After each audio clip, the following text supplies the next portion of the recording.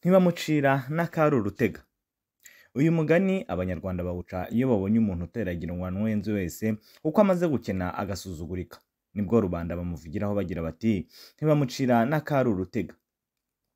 Umugani rero wakomotse kuri Bufege Mukamukire, yari umuhinza wo mu Kinyaga, aho ni muri Cyangugu ahasaga mu mwaka w'1500.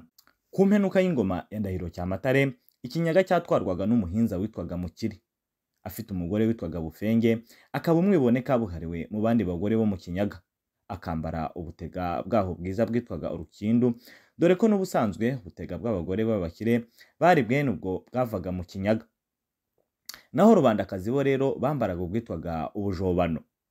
Iyo Bufenge yamaraga kwambara by'umurimbo, nta wundi mugore n'umwe wamwegeraga, nyine kubera bwa bwibone bwe.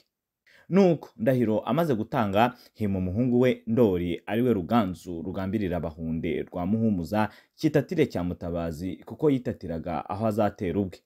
Yimana guhiga abahinza bari mu Rwanda bose. Mu ikubitiro rya mbere yica Rubingo i Rutongo, aho ni muri Kigali, yongera kwica Nyaruzi rwa Haramagara mu Mukindo wa Makwaza, aho ni muri Butare, yica Mpandahande wari utuye Iruhande cyangwa se Iruhande, aho nahari universite uyu munsi.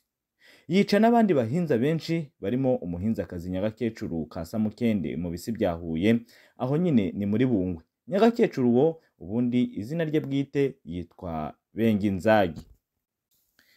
Ruganzu amaze gukendereza abahinza bari mu Rwanda rwo hagati, yibuka Mukire wo mu Kinyaga, yohereza y'abatasi bo kujya kumutata, yohereza yo Muvunyi wa Karemera karemajwe n'ibyuma, Ishyogo rya Karema, Sebitana mugabo utuma zijya mu itotorero ryo gutega wakubise Rugogo uruguma rurenze iguriro. Agezeyo akeza umutwari wa Mukire witwaga Gogo, undi aramwakira aramuhaka, yewe ngo aranamutonesha. Bukeye Gogo abwira Muvunyi ati numvise ko iwanyu haba inka nziza, none uzanzanira inka iwanyu nanjye nyitunge. Muvunyi ati ibyo ni ibitanduhije, nzayikuzanira rwose. Nuko amusezeraho ajya kuyimuzanira, ariko akaba amaze kumenya imico myiza n'imico mibi y'Abanyakinyaga. Araza abwira Ruganzu n'ingabo ze ibisumiza ati Ikinyaga cyose nakimarishije amaguru, nabonye uko bifashe narabakenguye, nta mugabo ubarangwayo. Ati nkigerayo nakeje Gogo umutware wa Mukire, none yantumye inka yino ngo ayimpe nyimushyire nawe ayitunge. Ruganzu amuha inka nziza yitwaga Inguriro. Muvunyi ayishyikiriza Gogo, nuko ashyira nzira. Ruganzu n'ibisumizi bamugenda runono, bamugenda inyuma. Ageze kwa Gogo amutura yanka. Abanyakinyaga barayishima, agumya kuyihungura ayikuyakuya byo kuyimurikira. Nuko Gogo nawe arahaguruka, arayegera arayireba. Igihe cyayitegereza, Muvunyi ayirenza inkoni, ayimukubita mu mutwe amutsindaho. Nibyo bigwi bye rero ajya yivuga mu byivugo agira ati ndi Muvunyi wa Karema, Ishyogo rya Karema, Sebitana mugabo utuma zijya mu itorero rwa Rwitega. Nakubise Gogo uruguma ndurenza Inguriro ibuguzi rwa Mwito. Aha rero yavugaga yanka, inka yahawe n'umwami, akaza kuyishyikiriza Gogo. Ubwo Gogo amaze kugwa, ibisumizi biba birahasesekaye. Barwana n'Abanyakinyaga, inkundura karahava, ingabo za Gogo ziraneshwa. Nuko baherako batera no kwa Sebuja Mukire, arafatwa, bamwambura intorezo ye. Intorezo yari afite y'ubuhinza aba ariyo Ruganzu amwicisha.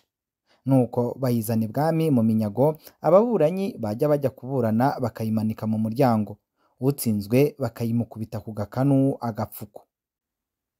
Iyo ntorezo rero niyo yaje kuvamo n'igitutsi batuka umuntu w'umugome, bavuga bagira bati aragakubitwa rwa Mukire.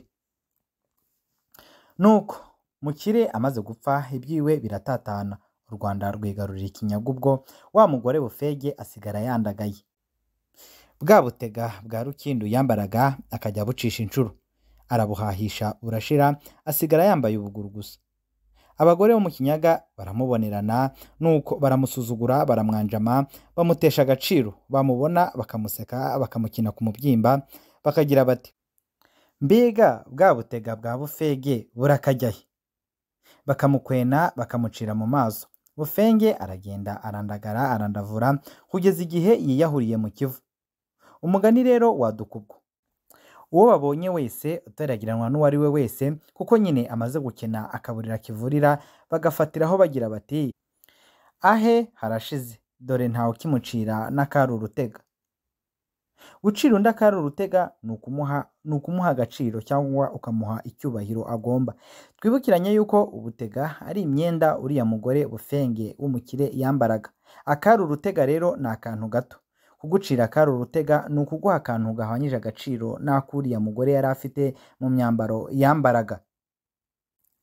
Ngaha rero aho ducumbikiye umugani wacu uyu munsi twarebye umugani ugira uti ntibamucira cyangwa se ntawumucira n'akari urutega.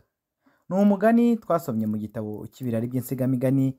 Ni umugani dukura mu bitabo byanditswe ahagana mu mwaka w'1980. Ni igitabo cya Minisiteri y'Uburezi. Niba uri mushya aha ngaha turagusaba kugira ngo ukande kuri subscribe, hanyuma ujye umenya imigani yacu, uyimenyere igihe, ntuzayibwirwe n'undi uwo ari we wese. Niba wifuza umugani kandi twandikira aho hasi utubwire umugani wifuza tuwugushakire tuzawukugezeho. Naha rero ducumbikiye Ibirari by'Insigamugani byo nakagaruka, tuzasubira ubutaha. Mugira amahoro y'Imana y'u Rwanda.